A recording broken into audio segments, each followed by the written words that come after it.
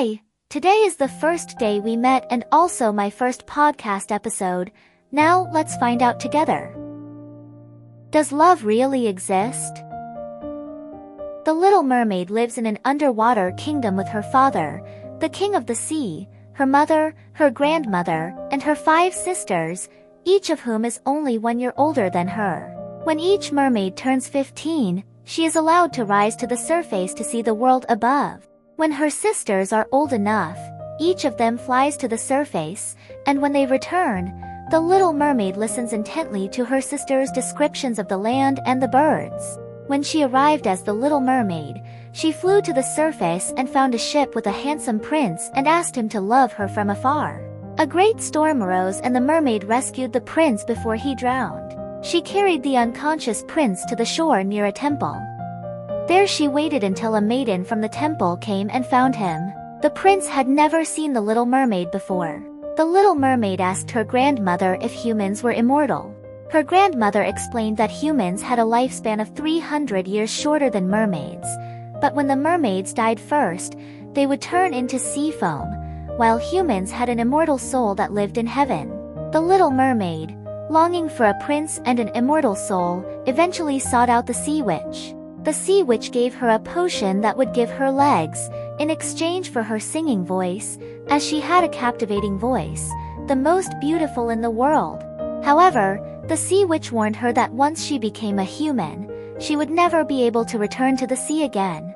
The potion would make her feel as if a stile had passed through her body, and when she recovered, she would have beautiful legs and could dance more beautifully than any human. The potion would make her feel as if a stile had passed through her body, and when she recovered, she would have beautiful legs and could dance more beautifully than any human.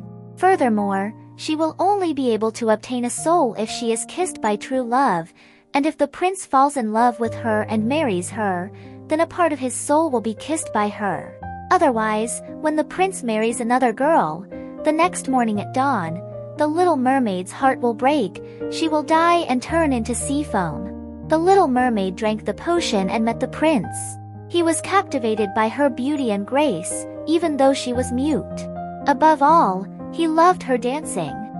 The mermaid danced for him, even though every time she touched the ground, she felt like she was stepping on sharp knives. When the prince's father asked him to marry the princess of a neighboring country, the prince told the little mermaid that he would not agree, because he did not love the princess. He also said that he loved the daughter of the temple by the sea, who he thought had saved him. But it turned out that the princess was the daughter of the temple, sent there to be educated. The prince fell in love with the princess of the neighboring kingdom and the wedding was held soon after. The prince and the princess were married and the little mermaid's heart was broken. She thought of all the things she had left behind, all the pain she had endured. She despaired, thinking that death awaited her, but before dawn her sisters brought her a knife that the sea witch had given them, in exchange for their long hair.